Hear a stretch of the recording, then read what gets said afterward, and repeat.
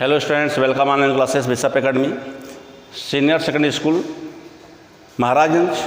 Today I will discuss class 11 Physics, Chapter Unit and Measurement. Student, आज हम लोग बात करेंगे एरर ऑफ मेजरमेंट पे। तो एरर ऑफ मेजरमेंट में क्या होता है कि जब हम कोई मेजरमेंट करते हैं तो उसमें एरर होना स्वाभाविक है। जैसे मान लो हम कोई क्वेश्चन लगाते हैं तो कोई जरूर नहीं कि 100% हमारा रिजल्ट सही आ जाए, हमारा आंसर गलत भी आता है। तो इसका मतलब जो आंसर गलत आता है हम उसको क्या करते हैं, फिर से रीचेक करते हैं कि at which place we are taken mistake, हमने कहाँ पे गलती की दिया है। तो अब उसी तरह से जब हम कोई मेजरमेंट करते हैं तो मेजरमेंट में एरर सोर्सेस होते हैं। तो एरर मेजरमेंट सोर्सेस को हम कैसे काउंट करते हैं, what is the method of the measurement of the error sources. तो measurement in the foundation of all experiment science and technology. तो साइंस एंड टेक्नोलॉजी में एरर एक उसका कंपल्सरी पार्ट माना गया है। The measuring process is the essentially a process of the comparison to measure and physical quantity. We compare it with a standard unit of that quantity. No measurement is the perfect as the errors involve in the process can not be removed completely. Hence, in spite of your best efforts, the measured value of the a quantity is always somewhat different from its actual value or the true value. तो अब जैसे मान लो कि हम कोई measurement करते हैं तो उसमें एक ट्रू वैल्यू पहले से डिफाइन, से मान लो हम बात करें कि स्मॉल जी की वैल्यू हम लोग 9.8 स्टैंडर्ड वैल्यू मानते हैं, लेकिन लैब में जब उसका हम एक्सपेरिमेंटली कैलकुलेट करते हैं तो we are not getting the exact value of the 9.8, we are getting the some more और सम लेस। हमारा 9.7 भी आता है, 9.9 भी आ जाता है, कभी कभी 10 भी आ जाता है। तो इसका मतलब क्या होगा कि राउंड ऑफ में हम उसको मान के चलते हैं कि हमारा जो कंडीशंस हैं वह कैलकुलेशन के इफ़र्ट में बेस्ट नहीं था, इसलिए राउंड ऑफ में उसको हम लोग क्या मानते हैं, करेक्ट मान लेते हैं। तो ये कह रहा है कि जो एक्चुअल और जो मेजरिंग वैल्यू है तो उसमें जब डिफर आ जाता है तो they are the known as the error. उसको हम क्या कहते हैं, एरर कहते हैं। तो the difference in the true value and the measured value of a quantity is the call error of measurement. तो जो डिफरेंट है किसमें, observing value and true value, तो उस एरर डिफरेंस को हम लोग क्या कहते हैं, एरर मानते हैं। तो अब यहाँ पे जो एरर होते हैं उसमें टाइप्स होते हैं कि हम कितने तरह के एरर को काउंट करते हैं। तो एरर हम लोग काउंट करते हैं, पहला हमारा होता है systematic error,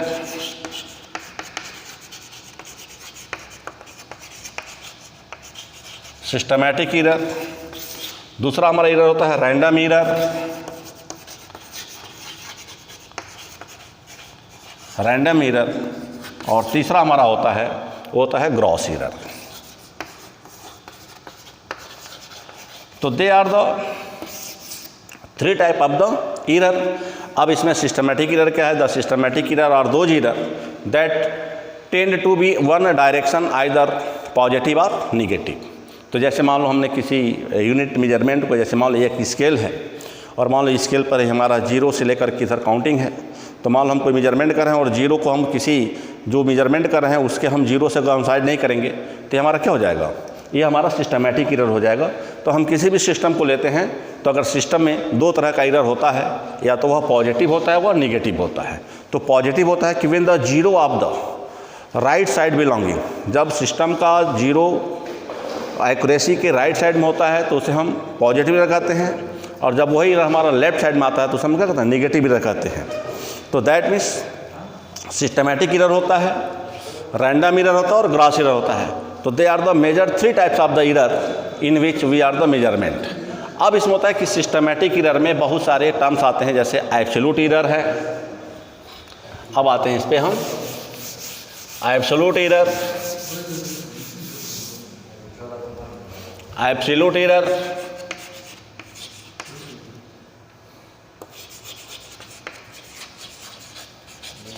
absolute error, mean error, mean error, mean मतलब मीन एब्सोल्यूट एरर,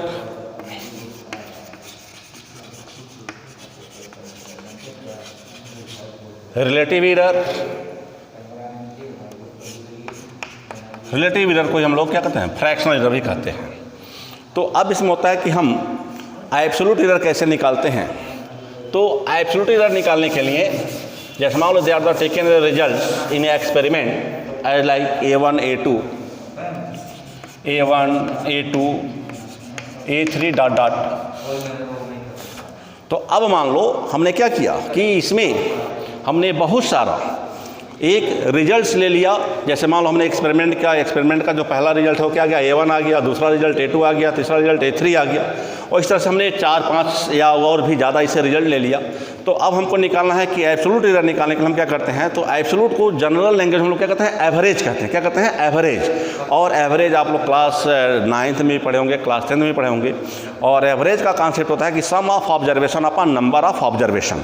हम जो गिवन रिजल्ट है उसको ऐड कर लें और कितने रिजल्ट्स हैं उससे हम उसको डिवाइड कर दें, they are the known as the average value. इसको हम लोग एवरेज कहते हैं। तो अब उसी को एब्सोल्यूट को ही हम लोग क्या बोलते हैं, एवरेज। एब्सोल्यूट ऑब्लिक इसको हम एवरेज भी लिख दे रहे हैं, लेकिन बुक में लिखा नहीं जाता है, एवरेज एरर। तो अब एवरेज निकालने के लिए अब इसको हम अब मान लो यहाँ पे एम लगा दिए, इसका मतलब क्या, मीन। आप मैथमेटिक्स पढ़े होंगे 10th में, तो वहाँ पे आपका मीन वर्ड आया होगा, और मीन का भी वहाँ पे कॉन्सेप्ट क्या होता है, एवरेज होता है। तो ए मीन यानी अब हमारा जो ऑब्जर्वेशन है A1 A2 A3 का, उसका मीन निकालेंगे। तो निकाल क्या पता है, सम ऑफ ऑब्जर्वेशन, जो हमने रिजल्ट ऑब्जर्व किया है उसको हम क्या करेंगे, ऐड करेंगे, 1 2 3 4 5 जितना भी है, और उसको हम एन यानी एन मतलब how many numbers of term, कितनी बार। जिस मान हमने 4 रीडिंग लिया तो चारों को प्लस करेंगे, 4 से डिवाइड करेंगे। 5 रीडिंग लिया होता तो पाँचों को ऐड करता, उसको 5 से डिवाइड करता। तो इस तरह से हमारा क्या हो गया, ये हमारा ए मीन निकल गया। तो इसको हम लोग लिखते हैं 1/n। अब ग्रैंड के लिए चूँकि यहाँ पर साइन यूज करते हैं किसका, हम लोग सिग्मा का। तो अब यहाँ हो गया ith यानी टर्म्स इक्वल टू n और i इक्वल टू n, यानी पहले से लेकर के लास्ट टर्म तक की बात करेंगे, और यहाँ पे इसको लिखेंगे ai। तो ये हमारा क्या हो गया, ये हमारा हो गया एब्सोल्यूट और एवरेज। अब इसके बाद हम निकालते हैं, अब जो हमारा एवरेज रिजल्ट आया है यह A1 A2 A3 से क्या होगा, डिफरेंस होगा। तो अब हम निकालेंगे डेल्टा A1 यानी what the difference between first observation and your average result. तो इसको निकालने के लिए हम AM से हम A1 को माइनस करेंगे, डेल्टा A2 सेकेंड का डिफरेंस निकालने के लिए, यानी अब हर मीन से हम माइनस करेंगे। इस तरह से हम इसको कंटिन्यू करते जाएंगे, 1 2 3 4 तक करते जाएंगे। तो अब यहाँ से हमको निकालना है, तो अब डेल्टा AN तक निकाल देते हैं। डेल्टा AN निकालने के लिए AM माइनस AN भी लिख देते हैं, AN टर्म तक। तो अब इस फेज में हम आ जाएंगे। तो अब यहाँ पर रिजल्ट निकालने के लिए हम क्या करेंगे, अब यहाँ पर जब हम अब मीन अब यहाँ पर लिखते हैं मीन एब्सोल्यूट एरर। इसके बाद अब मीन एब्सोल्यूट निकालेंगे, तो इसको लिखेंगे delta A mean equal to, तो इसके लिए हम क्या लिखेंगे, delta A1 plus delta A2 plus plus dot dot delta AN upon AN। तो अब यहाँ पर रिजल्ट आ जाएगा delta A mean equal to 1/n sigma. जब इसको हम ऐड वैल्यू पुटअप नहीं कर रहे हैं, अब ऐड करेंगे तो सारे डिफरेंस क्या होंगे, कट जाएंगे। तो यहाँ पर जाएगा डेल्टा AI और यहाँ पर जाएगा I equal to 1 to I equal to n। तो मीन निकल गया, मीन एब्सोल्यूट निकल गया। अब इसके बाद आते हैं हम लोग किस पे, relative errors are the fractional error. तो रिलेटिव एरर्स निकालने के लिए हम क्या करते हैं, रिलेटिव एरर कैसे निकालेंगे, तो रिलेटिव एरर निकालने के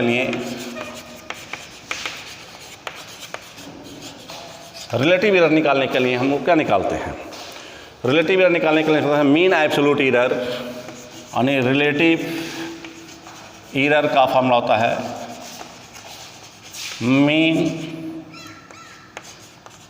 mean absolute error upon mean value.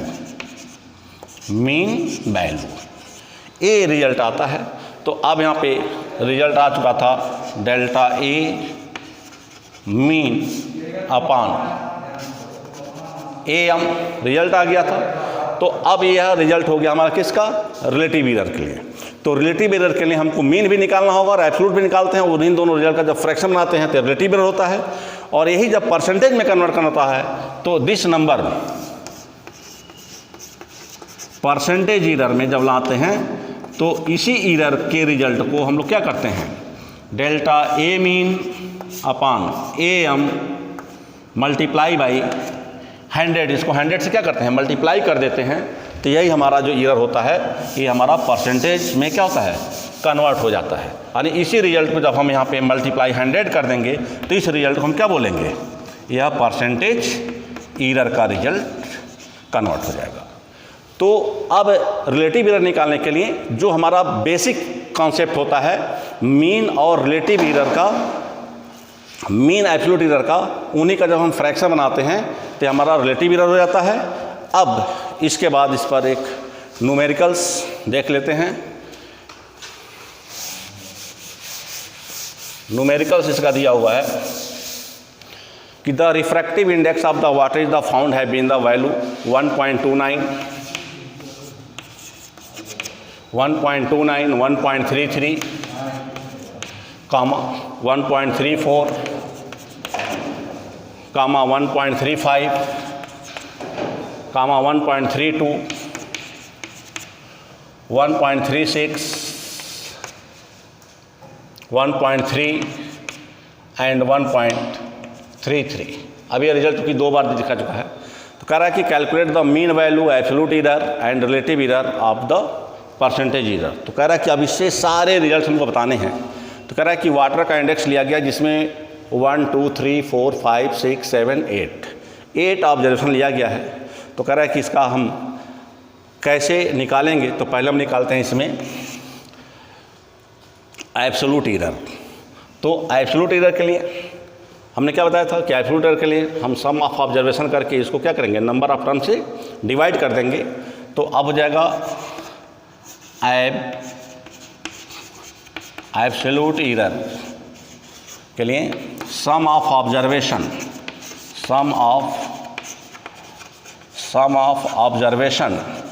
Divided by number of observation. तो 1.29 plus 1.33 plus 1.34 plus 1.35 plus 1.32 plus 1.36 plus 1.3 plus 1.33, इसको ऐड करने के बाद हम इसमें चूँकि 8 टर्म है तो इसको 8 से डिवाइड कर देंगे।